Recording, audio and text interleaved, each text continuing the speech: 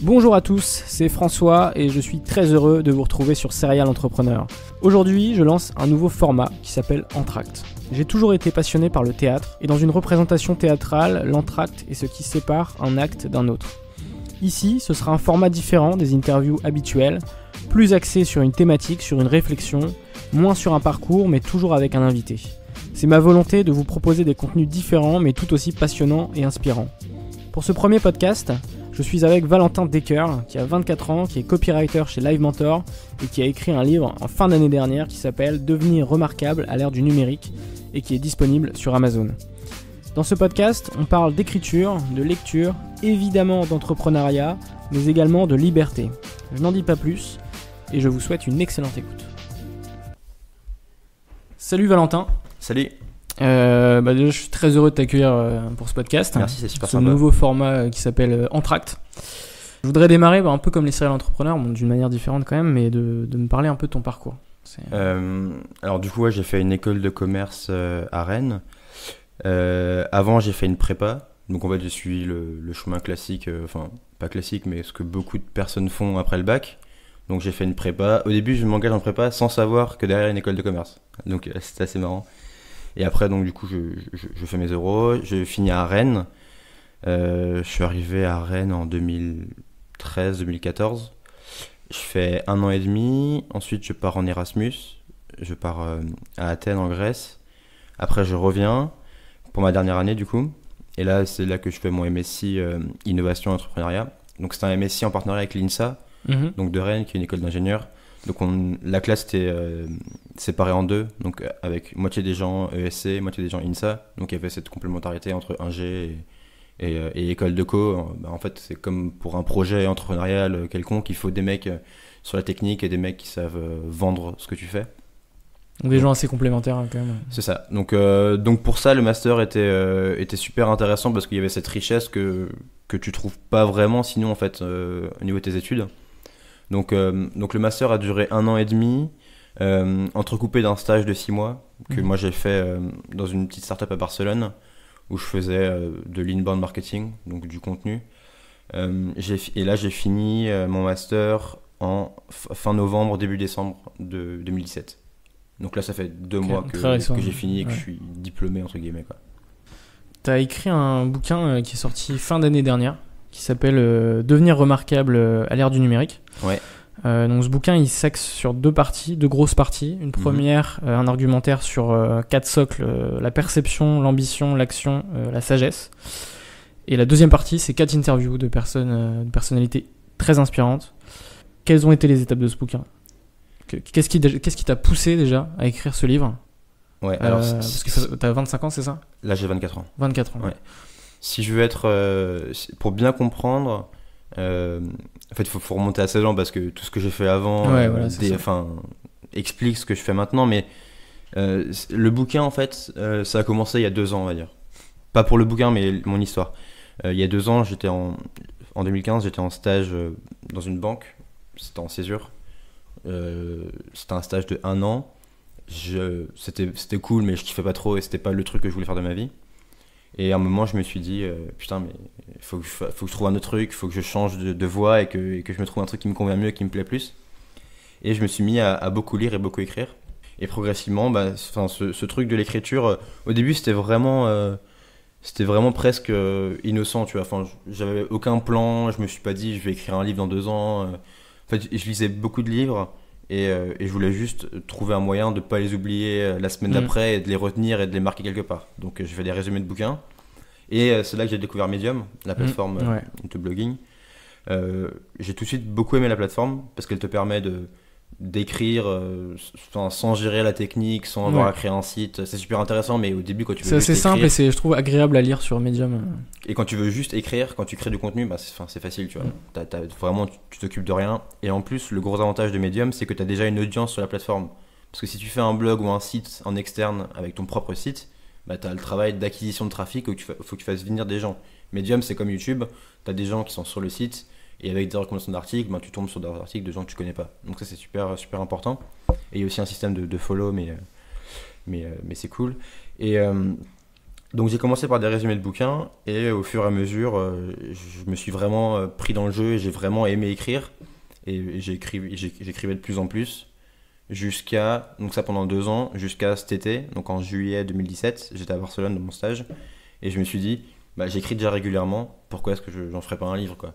C'est un espèce de projet que j'avais, je me disais bah, quand j'aurai 40 ans je ferai un bouquin, Ouais. tu sais c'est le genre de truc que tu te dis, ok peut-être c'est un vieux kiff ou un vieux rêve que tu fais jamais. C'est clair. Et là, je me suis dit, bah, en fait, bah, ok, j'ai une occupation, mais j'ai du temps à côté. Je vais retourner en cours en septembre jusqu'à novembre, donc j'aurai 3 mois où ce sera pas hyper intense. Donc c'est une bonne occasion de me fixer un challenge et de me pousser un peu à écrire un bouquin. Juillet 2017, je lance ce projet, je me pose, je réfléchis à faire mon plan. Et en fait, très vite, je me rends compte que écrire un bouquin, c'est pas juste mettre des mots sur une feuille et après tu sors le bouquin et les gens vont l'acheter. Il y a un énorme travail de promotion, de marketing à faire autour. Et le marketing, je pense qu'il faut y penser dès le début de ton bouquin. C'est pas une fois que tu l'as fini que tu te demandes, ok, maintenant comment est-ce que je vais le vendre. Il faut que dès le départ, tu intègres ça. Et donc c'est ce que j'ai essayé de faire. Et tu parlais des interviews que j'ai faites. Ça rentrait aussi dans cette optique de marketing.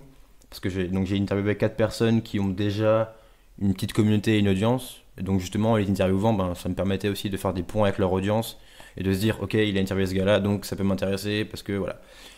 Donc il y a eu cet aspect. Très vite, j'ai entendu parler de mecs qui écrivaient des bouquins en publiant tout au moment où ils écrivaient. Donc ils écrivaient un chapitre et ils le publiaient à leurs lecteurs et ils disaient qu'est-ce que vous en pensez, ils font des modifications. Et moi je me suis dit, bah, je vais faire pareil. Du coup, ce que j'ai fait, c'est que j'ai fait un plan où je me disais, chaque semaine, je sors un article que je mets sur mon compte Medium. Et au bout de 5 mois, si je mets bout à bout tous les articles, ça me fera mon bouquin. Et donc, c'est ce que j'ai fait. Toutes les semaines, je publiais un article sur Medium qui correspondait à une partie du bouquin. Donc ça me permettait de faire plusieurs choses. Euh, D'une part, en termes d'appréhender l'objectif qui est d'écrire un bouquin, si tu te dis juste dans 6 mois je sors un bouquin, c'est super dur, tu vois. Enfin, tu sais pas quelle intensité tu dois mettre dans ton travail, tu sais pas quelle charge de travail faire. Donc là, en me disant, bah, je fais un article toutes les semaines, je sais que cette semaine, je me concentre juste pour faire un article. Et Ça t'a donné un rythme. voilà, et une fois qu'il est fini, bah, je fais le suivant, etc. Jusqu'à ce que je les ai tous faits. Ça, c'est le premier point. Le deuxième avantage, c'est qu'en étant sur Medium, ça m'a permis d'obtenir des retours et des feedbacks de gens qui me lisaient. Donc, qui me disaient, bah là, t'as pas été très clair, là, je suis pas d'accord avec toi, là, tu devrais approfondir ce point. Donc autre avantage. Et Donc, au fil du temps, t'as pu remodeler certains articles c'est justement ça. dans le livre. Ouais. C'est ça. En fait, je notais les feedbacks qu'on me donnait et à la fin, je faisais une repasse sur tous les articles et tout le bouquin pour mettre en forme. Ok. Et donc là, je faisais des ajustements. Et l'autre gros avantage, c'était que je créais beaucoup de contenu gratuit, donc je me faisais connaître quelque part. J'augmentais mon nombre de followers sur Medium. Et T'es devenu un peu influenceur sur Medium. C'est marqué top writer sur. ouais, bah dessous. ça c'est, enfin influenceur, enfin non, je pense pas, mais j'ai vraiment senti une différence entre au moment où je me suis dit j'en publie un par semaine et avant. Ah ouais. Avant, genre j'ai mis 1 an et demi à avoir 200 ou 300 followers. Ok. Et en juillet, quand je me suis dit j'en fais un par semaine, j'ai mis peut-être 2 mois à atteindre 1000 followers, tu vois. Donc ça allait hyper vite. Et à ce moment-là, je suis devenu top writer dans 2 catégories. Donc c'était éducation et inspiration, Ouais, je crois. c'est ça. Et en fait, je pense que je suis recommandé quand les gens s'inscrivent sur Medium en tant que gens à suivre, comme sur Twitter, si tu vois un peu de quoi je parle. Donc du coup, ça m'a permis de commencer à construire une audience. Ça reste très faible et les followers sur Medium, clairement, ça veut rien dire et c'est un peu une vanity metrics, mais c'était un bon début. Et en plus, en bas de chaque article, je mettais un lien vers ma newsletter. Donc en fait, j'ai capturé des emails pour pouvoir ensuite... Et ensuite, tous les dimanches, je leur envoyais l'article de la semaine. Donc je leur disais, bah, cette semaine, j'ai écrit ça. Et les gens qui s'inscrivaient sur ma newsletter, c'était vraiment des gens qui ont mis leur mail. Tu vois, j'ai rien scrappé, j'ai pas fait d'acquisition de base de données ou quoi que ce soit. Tu vois. C'était vraiment des gens qui étaient intéressés par le projet. Et je disais juste, bah, j'écris un livre, cet article fait partie du livre. Si tu veux être tenu au courant de quand sort le livre, ben, mets-moi ton mail. Et au final, ça m'a permis de faire pas mal de ventes, je pense, de mon bouquin.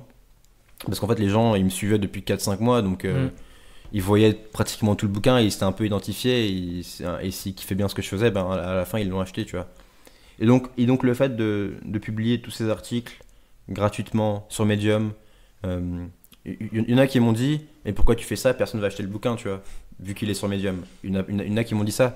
Et bah oui, mais en fait, j'ai aucune audience, je suis personne, je suis pas connu, j'ai 24 ans, j'ai aucune crédibilité. Il faut donner beaucoup de contenu gratuit, je pense, avant d'espérer quoi que ce soit, tu vois. Et je pouvais pas espérer vendre un bouquin si les gens savaient pas qui j'étais, tu vois. Je peux pas juste je peux pas faire des pubs Facebook ou mettre des messages T'es sur obligé Twitter. de créer une audience. C'est ça. En avant, fait, c'est l'étape, la première étape qui est indispensable, c'est se créer une audience. Et ça, tu peux que le faire en créant un lien de confiance avec les gens. Et ça c'est seulement possible en donnant beaucoup de contenu gratuit, quoi. Avant d'espérer recevoir, il faut beaucoup donner, tu vois. Mm. Et tu commences à donner en le faisant de manière désintéressée. Tu donnes pas, enfin je pense, hein, mais tu donnes pas en te disant dans 2 ans je vais leur demander de me rendre ce que je leur ai donné, tu vois. Ça marche pas trop. Si tu fais des calculs comme ça, je pense pas que ça marche. Et les gens le sentent, tu vois, que c'est pas une relation qui est sincère. Et donc voilà, la première étape ça a été ça. Ensuite ben, j'ai écrit toutes les semaines mes articles. Il y en a qui ont marché moyennement ou pas très bien, et d'autres qui ont énormément marché, qui m'ont rapporté beaucoup d'abonnés à ma newsletter d'un coup et une audience d'un coup. Et c'est des petits pics comme ça qui m'ont permis à fin décembre, de juillet à décembre. En juillet, quand j'ai commencé ma newsletter, j'avais 0 personne dessus. Et en décembre, j'ai fini avec 300, tu vois. C'est pas beaucoup en soi, hein, c'est vraiment pas ouf, mais c'est un bon début. Puis si la communauté est assez quali en termes justement de personnes qui te suivent, c'est tout bénef, quoi. Si c'est 300 personnes. Voilà, c'est 300 personnes qui savent Voilà. qui je suis, qui savent pourquoi elles sont là, qui connaissent le projet. Et donc, derrière, elles ont beaucoup plus de chances d'acheter mon livre, tu vois. Donc ça a été, ça a été le point important. Après, pour mon livre, donc là, je l'ai sorti le 17 décembre. Et je l'ai fini en gros. Donc si je reviens un petit peu en arrière, j'ai fait tous mes articles, un par semaine. Ensuite, j'ai fait 4 interviews. Donc là, je me suis demandé, par rapport à ce que je dis dans le livre, quelles seraient les personnes qui seraient intéressantes. Donc à la fois des personnes au parcours divers, variés, Atypique. mais super riches et super intéressants. Tu les as démarchés comment, ces personnes? On va dire les noms, hein. Donc j'ai eu Jean de la Roche-Brochard, donc qui gère Kimaventure, qui est le fonds de Xavier Niel. J'ai eu Thomas Despins, qui est un digital nomade, en gros, je sais pas s'il aimerait bien que je l'appelle comme ça, mais un digital nomade qui vit à Bali et qui fait des business dans l'e-commerce, etc. J'ai eu Hector Balas, qui fait une startup qui s'appelle Impala dans l'éducation. Et j'ai eu Onur Karapinar, qui est pareil, un mec très très actif sur Medium, qui écrit beaucoup aussi et qui a une audience intéressante. Donc en fait, mes critères, c'était des gens avec des parcours inspirants, riches, qui reflétaient bien ce que je dis dans le livre, mais aussi qui ont une audience. Tu vois, c'est ce que je te disais avant, le marketing. Il pensait dès le début, qui a une audience comme ça. Par exemple, si je prends l'exemple de Jean de la Roche-Brochard, lui, il a une audience qui est assez forte dans le milieu des startups. C'est une personnalité, et on peut dire que c'est presque un influenceur. Quand il a reposté l'interview que j'ai fait de lui sur Facebook, Twitter et LinkedIn, je sais pas, il y a eu 100 retweets, il y a eu 200 likes, il y a eu 100 j'aime sur LinkedIn, et ça a fait beaucoup de bruit autour de l'interview et de mon projet, tu vois. Donc ça, c'était cool. Et donc comment je les ai contactés?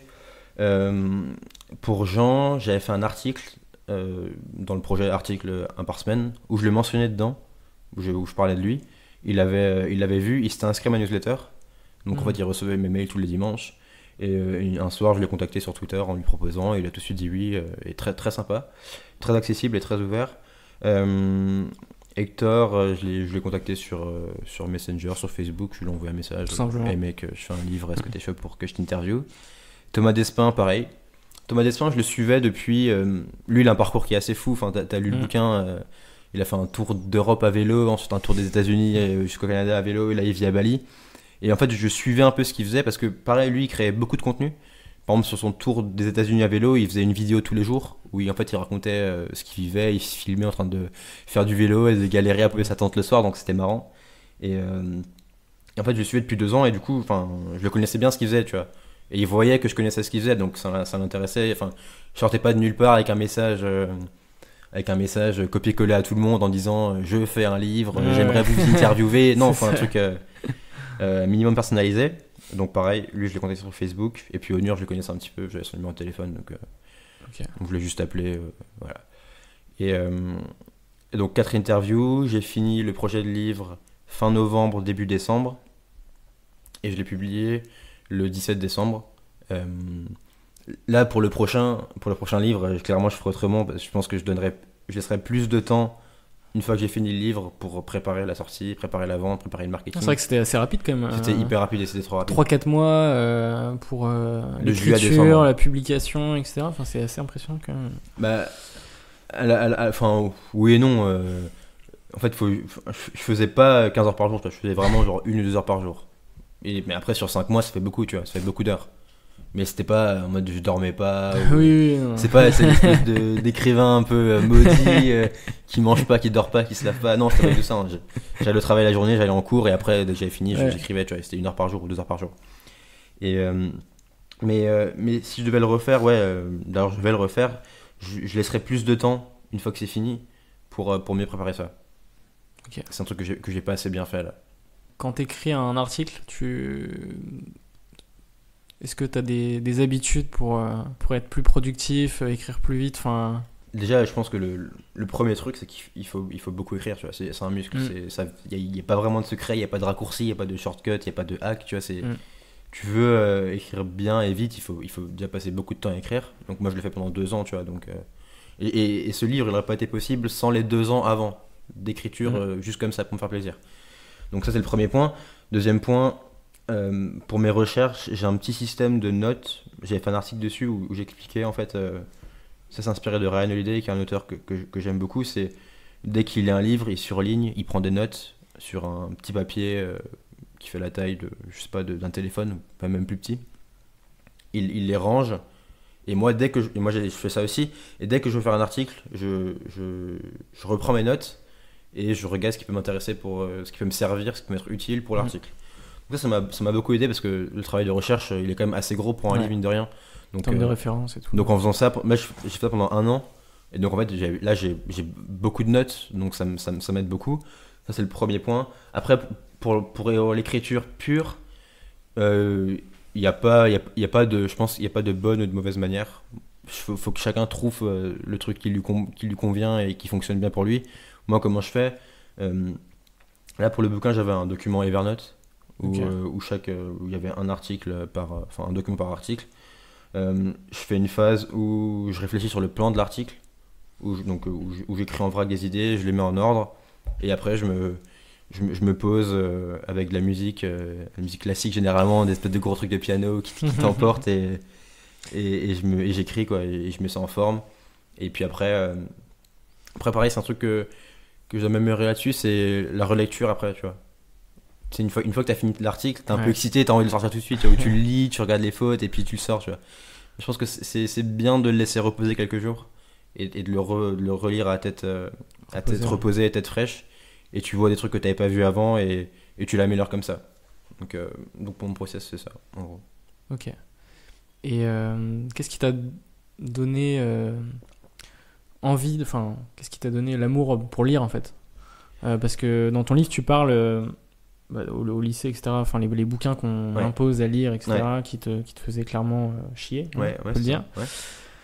Qu'est-ce qui a été le déclic qui t'a fait aimer lire? Dans le bouquin je raconte en prépa, tu dois lire beaucoup de livres, tu vois, surtout en philo et en littérature, on devait lire plein de livres. Et en fait, je les lisais pas parce que ça me faisait chier, tu vois. Alors j'essayais, j'avais la bonne volonté. Je pense qu'il y a une très très grande majorité d'étudiants qui sont en prépa. Mais les gens ne lisent pas, tu vois. C'est un fardeau de lire, quoi. Et en plus, avec tous les smartphones, on a de moins en moins de temps d'attention, donc se poser devant un livre qui est complexe, qui demande de bien réfléchir, c'est super chouette, tu vois. Et donc comment j'ai fait en fait, c'est pareil, c'est venu par hasard. Je t'ai dit, j'étais en stage dans ma banque, et j'avais déjà eu plusieurs petits déclics avant, tu vois, mais jamais vraiment au point de me dire ok, maintenant c'est bon, je change complètement. Plusieurs petits déclics, et là j'en ai eu vraiment un déclic, et je me suis dit ok, j'aime pas ce que je fais dans ma banque là, enfin c'est pas la voie que je veux prendre. Si je fais un parcours en audit ou en compta, je vais pas kiffer et je vais être malheureux. Mais en fait je sais rien faire, tu vois. en école de commerce, c'est bien, t'apprends plein de trucs, mais t'apprends pas de compétences concrètes qui sont utiles dans le monde du travail. Là, ce que je fais aujourd'hui, donc dans mon travail, genre, je l'ai pas du tout appris en école de commerce. Pourtant, je suis dans une start-up et on pourrait dire, bah oui, que ça me forme à ça, mais pas du tout. Et donc je pars du constat que je sais rien faire. Bah, en fait, je suis con, tu vois. C'est ce que je me dis. Putain, je suis un peu une merde, je sais rien faire, je suis con. Comment je fais en sorte c'est quoi ce qui peut me permettre de plus être con et d'apprendre des trucs. Et l'un des moyens qui est incroyable, c'est les bouquins, tu vois. Parce que les bouquins, tu peux lire à la fois la biographie de Jules César qui a conquis la Gaule, ou des mecs qui parlent de business et de leur boîte aujourd'hui, tu vois. Et donc c'est passionnant, tu peux tout trouver. Et au début, je pense qu'au début, il faut un peu se forcer, tu vois. C'est comme un muscle, c'est comme quand tu vas à la salle. Au début, c'est super dur, il faut vraiment, enfin, tu sues, tu vois, tu galères à pousser. Belle comparaison. Ouais, mais pour moi, c'est exactement pareil, et c'est pareil pour tout dans la vie. Au début, c'est super dur. Il faut prendre l'habitude, il faut faire la démarche consciente, tu vois, il faut se pousser, il faut se forcer. Et moi, c'est ce que j'ai fait au début, mais avec des livres qui sont intéressants. Et des livres qui te donnent envie de lire, des livres qui te font réfléchir, des livres qui t'apportent des choses. C'est ce que j'ai fait. Et petit à petit, j'ai vraiment beaucoup kiffé. Et, jusqu'à aujourd'hui où j'essaye, alors c'est plus ou moins vrai, mais j'essaie de lire un livre par semaine. Ok. Donc, et là, pareil, ma liste de lecture, elle est beaucoup plus grosse que ce que je peux lire. Donc, j'ai de la lecture pour 1 an là. T'as des bouquins à nous conseiller qui t'ont inspiré Ça dépend des thèmes. Ouais. Tu les sélectionnes comment d'ailleurs? Parce qu'un bouquin par semaine, tu les. Ouais, en fait, comment je les sélectionne en fait, c'est beaucoup des recommandations. Des gens que je trouve inspirants et que je trouve cool qui disent cette semaine j'ai lu ce livre, il était trop bien. Donc en fait, je l'achète. Et après, l'auteur dans le bouquin recommande un autre livre que j'achète. Enfin, de fil en aiguille. Enfin, je t'ai dit, t'as largement plus de livres à lire que ce que tu peux lire. Oui, et donc, si tu veux des recommandations, ça dépend. Moi, cette année, un des livres qui m'a bien marqué, c'était So Good I Can't Ignore You. Okay. C'est un mec qui s'appelle Cole Newport, qui était assez bien. Et le livre parle du débat entre est-ce qu'il faut avoir une passion ou pas dans la vie pour réussir, tu vois. Et lui, en fait, il va un peu à contre-courant et il dit que partir d'une passion pour faire des choses, c'est pas la bonne manière. Il faut plutôt faire des choses et c'est en devenant bon que tu trouves ta passion. Et où tu te passionnes pour un sujet. Donc ça, c'est un livre qui m'a bien plu. Après, il y en a plein. Moi j'aime beaucoup Ryan Holiday, tous ses bouquins généralement, Ego is the Enemy. Là, j'ai lu Perennial Seller qui est son dernier. En gros, il explique comment faire des choses, comment faire des projets qui durent dans le temps. Et pas juste des projets qui font un hit, ou par exemple une chanson qui fait un hit pendant 2 semaines et 5 ans plus tard, plus personne ne l'entend. Mais il va plutôt s'intéresser à comment est-ce que des vieilles chansons sont encore populaires aujourd'hui, tu vois. Et comment des vieux films comment est-ce qu'un cinéaste fait en sorte que son film il dure dans le temps. Ouais, c'est totalement intemporel. Et 20 ans plus tard, voilà, il est intemporel, tu te dis, ouais, putain, ce qu'il a écrit, ce qu'il a fait, je le regarde aujourd'hui et ça me parle, tu vois. Donc il s'intéresse à ça et le bouquin est super bien. Après, récemment, j'ai lu un autre bouquin qui m'a bien plu. Ça s'appelle Confessions de Nicholas Cole. Okay. En fait, c'est pas vraiment un bouquin business, c'est un mec qui raconte son adolescence de gamer à World of Warcraft. Donc en fait, il est devenu l'un des meilleurs joueurs du monde à World of Warcraft. Et il raconte son combat perpétuel avec ses parents pour qu'ils le laissent jouer parce qu'ils voulaient pas qu'il joue forcément, tu vois. Il se disait, c'est début 2000, donc les PC, le monde du gaming, c'est pas du tout ce que c'est aujourd'hui. Donc il raconte son combat entre son adolescence, ses parents, le gaming, et c'est super bien écrit. Et donc ça, j'ai beaucoup aimé. Et après, des bouquins, il y a vraiment beaucoup, quoi. C'est sur des thématiques hyper diverses, c'est pas axé que sur l'entrepreneuriat. Au début, j'étais vraiment à fond là-dedans, tu vois. Et là, je commence à lire plein de trucs, et c'est marrant parce que je revais vers des livres qu'on me demandait de lire en prépa que je lisais pas, tu vois. Ouais. Et après, c'est aussi une question, je pense, de maturité, tu vois. Quand j'étais en prépa, j'étais juste pas assez mature, je comprenais pas, tu vois, le délire. Maintenant, je comprends. Et j'ai envie, je vais moi-même verser le livre là, tu vois. Tu lis des livres de développement personnel Ouais. Parce que dans ton bouquin, tu tacles un peu les gens qui font du... ouais, non, mais j'ai commencé aussi par lire, par exemple, Comment se faire des amis. Mais c'est un super livre pour le coup. Hein. Ouais. Le titre, c'est n'importe quoi, mais c'est un super livre. Que je recommande d'ailleurs, mais... Ouais, j'en lis, ouais. Mais après, c'est pareil, tu peux lire et ne pas tout prendre. Après, t'as du contenu, et après c'est à toi de faire ta salade et de prendre ce qui t'intéresse et d'avoir un esprit critique par rapport à ça.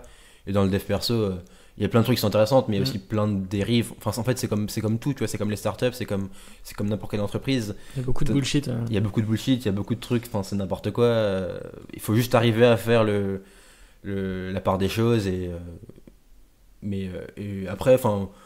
Surtout qu'il y a de plus en plus de gens qui se lancent dans le développement personnel et qui donnent leurs tips, etc. sur les réseaux sociaux. T'ouvres LinkedIn, t'as compris le truc, tu vois, c'est infernal. Hein, il faut pas citer de nom, mais t'en as 2-3 qui reviennent tout le temps. Ouais.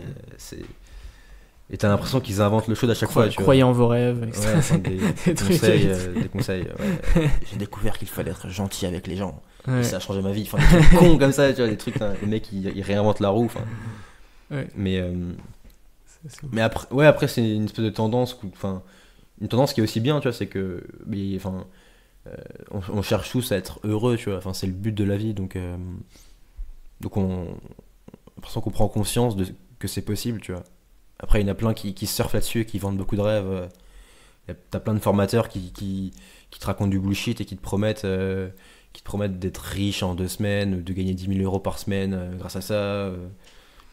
Et encore une fois, faut être critique et faut savoir faire la part des choses. Et voilà. Ok. Aujourd'hui, tu bosses chez Live Mentor, une startup sur Paris. Ouais. T'es copywriter, donc c'est ça. Un peu rédacteur. Ouais. Comment ça se passe? On dit déjà tu y es depuis 2 mois, c'est ça? C'est ça. En fait, je vais te raconter un peu. J'ai fini, donc comme je te dis, j'ai fini mes études début décembre et j'ai tout de suite enchaîné donc chez Live Mentor, donc pour un poste à plein temps en tant que copywriter.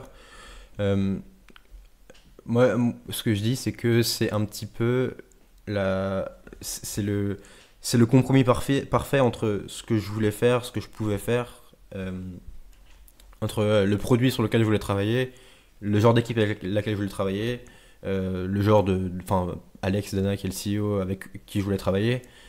C'est un peu l'environnement parfait pour moi aujourd'hui, tu vois. C'est un peu le truc où je m'épanouis le plus et je pense que j'aurais difficilement pu trouver mieux, tu vois, dans mes recherches. C'était une candidature spontanée ou tu répondais à J'ai répondu à une offre. Ok. Ouais, il y avait une offre.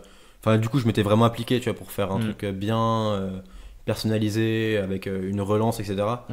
Et après, j'ai passé ces étapes et du coup, j'ai eu la chance d'être pris. Mais ouais, c'est vraiment, je pense que j'aurais pas pu mieux tomber à ce moment-là de ma vie. J'aurais pas pu mieux tomber. Et j'apprends beaucoup tous les jours. Je suis au contact, pareil, d'une équipe qui est vraiment, vraiment très très bien. Tout le monde est bon dans ce qu'il fait. Et les challenges sont super intéressants, tu vois. Là on construit une école pour entrepreneurs, freelance et porteurs de projets. Donc, moi qui me passionne pour l'entrepreneuriat. C'est parfait, tu vois, le produit il est vraiment génial.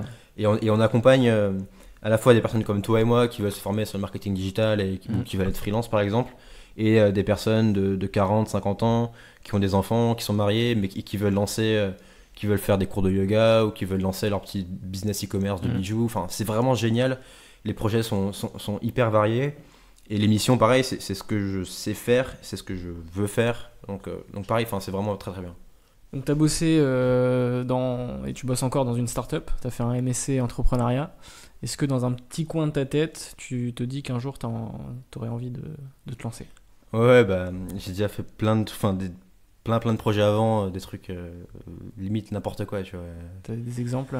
J'ai fait plusieurs blogs de foot, j'avais fait un podcast de foot, j'avais fait une appli de foot.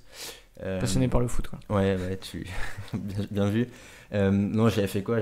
J'avais essayé de faire une marque de t-shirt à un moment. Vraiment plein de trucs différents. Et puis pour plein de raisons, j'allais pas au bout, ou j'arrêtais très vite. Mais clairement, c'est un truc que je garde dans le coin de la tête. Et les bouquins que j'écris, c'est ça aussi, tu vois. Moi, je le vois un peu comme un projet entrepreneurial où je conçois un produit, je le vends, je fais le marketing, je fais la com, je fais la promotion, etc. Mais après, pour faire un vrai projet de boîte, je pense qu'aujourd'hui, je suis juste pas assez mature, pas assez prêt. Donc je préfère encore, pendant quelques années, apprendre Et là, pour le coup, Live Mentor, c'est parfait, tu vois. Enfin, c'est très bien. J'apprends beaucoup. Et puis, dans quelques années, je sais pas, peut-être dans 5, 10 ans, j'en sais rien, tu vois. Mais je pense que c'est un truc qui me quittera jamais, tu vois. J'ai toujours envie d'apprendre et de faire des choses. Et je pense que pour bosser chez Live Mentor, il faut cette fibre un peu parce que. Cet état d'esprit. Ouais, pour comprendre les projets des élèves, etc., il faut qu'on puisse comprendre. Il faut qu'on l'ait un peu en nous-mêmes, tu vois. Ok. Il y a James Altucher, donc tu le cites dans ton bouquin, donc c'est un Américain qui a écrit 17 bouquins, qui est rédacteur pour The Wall Street Journal, qui a fondé une vingtaine de boîtes, un peu un serial entrepreneur. Il a dit pour parvenir à écrire un bon livre, il faut d'abord en avoir écrit 9 mauvais. Alors donc déjà je dis pas du tout que ton livre est mauvais. C'est gentil. Est-ce que justement toi tu vas être en mode est-ce que déjà cette année tu vas écrire un bouquin, est-ce que l'année prochaine, c'est quoi tes prochains projets d'écriture? Ouais, alors la démarche dans laquelle je suis, c'est vraiment celle-là, tu vois. C'est vraiment je veux en écrire 10 et il y en aura 9 qui seront pas mauvais, le terme est fort, mais moyens ou faut vraiment de la lecture de gare, tu vois, mais pour en faire un bon. Je pense que c'est encore une fois, il y a pas de raccourci, il y a pas de hack, enfin il y a pas de secret, tu vois. Faut écrire beaucoup de livres pour en faire des bons. Ou alors enfin t'as beaucoup de chance ou t'es un génie, mais c'est pas mon cas. Donc le chemin c'est écrire beaucoup de livres pour écrire des bons. Et donc ouais, là je suis déjà en train de préparer vraiment doucement, hein, mais je suis déjà en réflexion sur le deuxième que j'aimerais bien sortir fin de l'année. Après cette fois, comme je t'ai dit, en prenant plus de temps derrière pour la promotion, etc. Donc là voilà, j'ai pu me roder, faire mes tests sur un projet de livre. Donc là je vois mieux comment on fait la chose. Celui-là je l'ai auto-édité. Enfin, oui, avec le programme d'Amazon. KDP, ouais. C'est vraiment génial pour le coup. Je connaissais pas du tout, c'est assez ouf quand même. Bah, si tu peux expliquer la démarche. En fait, tu t'inscris sur la plateforme. Pour faire très simple, tu uploads ton PDF du bouquin, tu uploads la couverture. En gros, il te donne les specs. Hein. Moi, j'ai dit, je veux faire un bouquin. Là, le mien, je crois que c'est je sais plus, 13 x 21 cm. Il te donne le template Word pour écrire dedans, avec les bonnes marges. Parce qu'en fait, c'est pas les mêmes marges. Il faut que la marge de gauche soit plus grande pour l'entrepage. Enfin, des petites subtilités. Il te donne tout ça, il te donne la bonne taille pour la couverture. Donc, c'est vraiment génial. Tu uploads le PDF, tu marques le titre, la description, etc. À la fin, tu choisis ton prix. Donc, en fait, ils te disent, en fonction du nombre de pages et de la taille et de l'impression que tu veux, il te dit l'impression coûte tant. Par exemple, si on prend le cas de mon bouquin, il y a 206 pages, je crois. Enfin, un peu plus de 200 en gros. Et l'impression coûte 3 euros. 3 euros et 6 centimes. Et après, tu fixes le prix que tu veux avec ce minimum de 3 euros. Donc là, il coûte 11,50. En gros, c'est 10,90 hors TVA. Donc il y a la TVA de 60 centimes. Amazon prend une commission et après, moi, je touche ce qui reste en gros. Et là, je crois que sur un livre à 11,50, je dois prendre 3 euros peut-être. Ce qui est vraiment énorme hein, par rapport à une maison d'édition classique. En classique, je pense que tu prends entre 5 à 10%, tu vois, en fonction de ton deal. Ok. Là, c'est 30% pratiquement, tu vois, donc c'est beaucoup. Après, une maison d'édition te fait un travail de correction, de promotion, d'éditer. Enfin, voilà, il y a beaucoup de choses qui justifient le prix, tu vois. Mais pour moi, en tant qu'indépendant, qui n'est pas connu, voilà, etc. Pour moi, c'était la solution parfaite. Et donc là, donc si on en revient à ta question, je travaille sur le deuxième livre. Enfin, je m'y mets doucement, mais j'ai déjà parlé à une personne, une des interviews qu'il y aura peut-être dedans. Ce sera tourné différemment. Cette fois, j'aimerais plus incorporer les interviews dans le texte directement et pas faire deux parties séparées. Mais je suis vraiment à la phase de réflexion et pourquoi pas objectif de le sortir à la fin d'année. Mais j'ai pas rien de défini et de fixé. Et après, pourquoi pas en faire tout le temps, tu vois. Ok, donc c'est ton challenge chaque année. Tous les ans, ouais, pourquoi pas. Un an, un livre, quoi. Ouais. Ça, c'est un beau projet. Ouais. Pour finir, on va revenir au titre du livre, donc devenir remarquable à l'ère du numérique. En résumé, c'est quoi tes conseils pour devenir remarquable à l'ère du numérique? C'est quoi mes conseils? Déjà, bon, Déjà, qu'est-ce que devenir remarquable à l'ère du numérique? moi ce que je dis, c'est que remarquable, c'est les deux sens du terme. C'est à la fois être bon dans ce que tu fais et à la fois être différent et sortir de la masse, tu vois. Après, mes conseils, disclaimer, je ne suis personne et je n'ai fait personne, donc c'est toujours délicat de donner des conseils, Ouais. mais si je devais dire un truc, je dirais fais des choses, enfin fais vraiment n'importe quoi, tu vois. Fais là ce que tu fais, je trouve que c'est génial, tu vois, tu fais un podcast et moi je dis que je suis sur le chemin d'être remarquable parce que je fais des bouquins et personne ne fait des bouquins en fait, ou très peu de monde, tu vois. Si tu prends enfin même personne n'écrit des articles en général, tu vois. En France, des gens sur Medium qui écrivent régulièrement, il n'y en a vraiment pas beaucoup, tu vois. C'est clair. Et donc enfin moi je trouve que c'est une chance, tu vois. C'est à la fois dommage parce que ça serait bien qu'il y aurait plus de monde qui en fasse, mais pour toi qui te motive, c'est une super chance. T'as une opportunité, tu vois, t'as un trou de marché dans lequel tu peux aller. Et ce que tu fais, c'est pareil. Le podcast, il n'y a pas encore trop de monde, même si il y en a de plus en plus, mais c'est génial, tu vois. Pour ta marque personnelle, pour après, ça te servira, je pense, peu importe ce que tu vas faire. Tu vas peut-être pas en vivre, t'auras peut-être pas des millions d'écoutes ces épisodes, mais quand tu vas postuler à un taf, bah, tu pourras dire ok, j'ai fait ce podcast, j'ai interviewé lui, j'ai eu tant d'écoutes, et j'ai fait ma promo, etc. Donc ça t'apporte une crédibilité que tu n'aurais jamais eu autrement, tu vois. Parce que quand tu postules à un job, et c'est un truc que moi je faisais avant, c'est qu'est-ce qui se passe? Tu envoies ton CV à une boîte, tu envoies ta lettre de motivation, tu as les mêmes stages, les mêmes écoles que tout le monde. En gros, tout le monde est diplômé, tout le monde fait, presque, hein, mais tout le monde fait une grande école et tout le monde fait des stages et tout le monde est pas bête et un peu intelligent. Donc comment toi est-ce que tu sors de la masse? Comment tu deviens remarquable en fait? Comment tu fais des trucs qui attirent l'attention et qui font que on te choisit toi plutôt qu'un autre? Et ça pour moi ça passe en faisant des projets.